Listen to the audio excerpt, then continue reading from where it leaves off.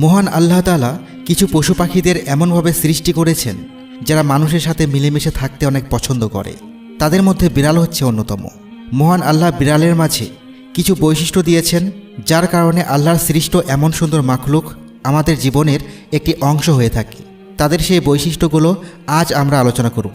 আমাদের আশেপাশে দুঃখ দুর্দশা এবং ডিপ্রেশনের এমন একটি মোহমায়া সৃষ্টি করে যা আমাদের উপর আধিপত্য বিস্তার করার চেষ্টা করে।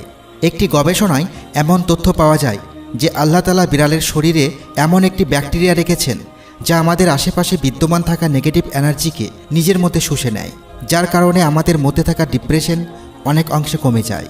বিজ্ঞানীদের ভাষ্যমতে যখন আমরা রাত্রিবেলায় ঘুমাতে যাই তখন ঘরের মধ্যে পুষে রাখা বিড়ালটি আমাদের শরীরের সমস্ত নেগেটিভ এনার্জিকে শুষে নেয়। যদি সেই ঘরের মধ্যে কোনো জিনের অস্তিত্ব বিদ্যমান থাকে তাহলে আমাদের প্রতিপালক বিড়ালকে এমন শক্তি দিয়েছেন যার মাধ্যমে বিড়ালটি সেই জিনের সাথে মোকাবেলা করতে পারে।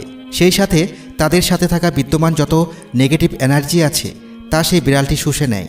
কিছু কিছু মাযহাবের মধ্যে বিড়ালকে নাপাক প্রাণী হিসেবে আখ্যায়িত করা হয়ে থাকে। সেই সাথে কিছু কিছু মাযহাবে এই প্রাণীকে হালাল মনে করে তা ভক্ষণ পর্যন্ত করা হয়ে থাকে। কিন্তু ইসলাম ধর্মে বিড়ালের গোশত ভক্ষণ করা নিষেধ করা হয়েছে। অন্যদিকে তাদের সাথে ভালোবাসা সহমর্মিতার আচরণ করতে বলা হয়েছে। যেমনিভাবে এক সাহাবীর নাম ছিল আবু হুরায়রা, অর্থাৎ বিড়াল পালনকারী।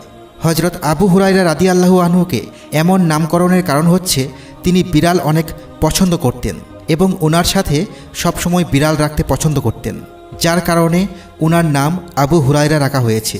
বন্ধুরা, এখানে আপনাদেরকে এই আবু হুরায়রা নামের কিছু ব্যাখ্যা প্রদান করা অত্যন্ত জরুরি বলে মনে করছি। কিছু কিছু মানুষ এমনটা মনে করে থাকে যে আবু হুরায়রা নামের অর্থ হচ্ছে বিড়ালের বাবা। তবে যদিও এর অর্থ তেমনি হয়ে থাকে তবে এমনটা মেনে নেওয়া অনেক খারাপ একটি বিষয়। আরবি ভাষায় একটি শব্দের অর্থ অনেকভাবে হতে পারে।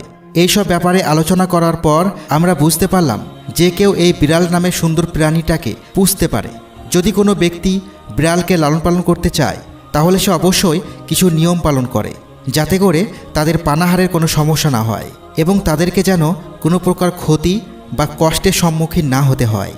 ওমর বিন আব্দুল আজিজ রাদিয়াল্লাহু আনহু থেকে বর্ণিত, রাসূল সাল্লাল্লাহু আলাইহি ওয়াসাল্লাম ইরশাদ করেন, একজন মহিলাকে শুধুমাত্র একটি বিড়ালকে কষ্ট দিয়ে মারার কারণে জাহান্নামে করা হয়েছে, কারণ সেই মহিলা নিষ্পাপ বিড়ালটিকে বন্দি করে রেখেছিল এবং তাকে খাবারের কোনো ব্যবস্থা করে দেয়নি এবং সেই সাথে তাকে ছেড়েও দেয়নি যাতে করে সে নিজের ব্যবস্থা নিজে করে নিতে পারে, যার কারণে একটা সময় সেই বিড়ালটি ক্ষুধার কষ্টে ধোকে ধোকে নির্মমভাবে মৃত্যুবরণ করে। বিজ্ঞানীরা বিড়ালের উপর গবেষণা করে এই জিনিসটি আবিষ্কার করেছেন। আজ থেকে প্রায় ৮,০০০ বছর পূর্বে জঙ্গলের বিড়ালরা খাবারের সন্ধানে মানুষের বসবাসের জমিতে আসতে শুরু করে। ওই সময় সেই সব জমিতে ইঁদুরের অনেক উৎপাত ছিল।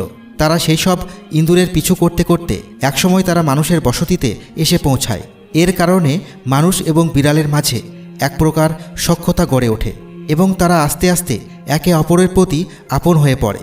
বর্তমান সময়ে বিড়াল মানুষের পালিত প্রাণের লিস্টে ১ নম্বর স্থানে অবস্থান করছে।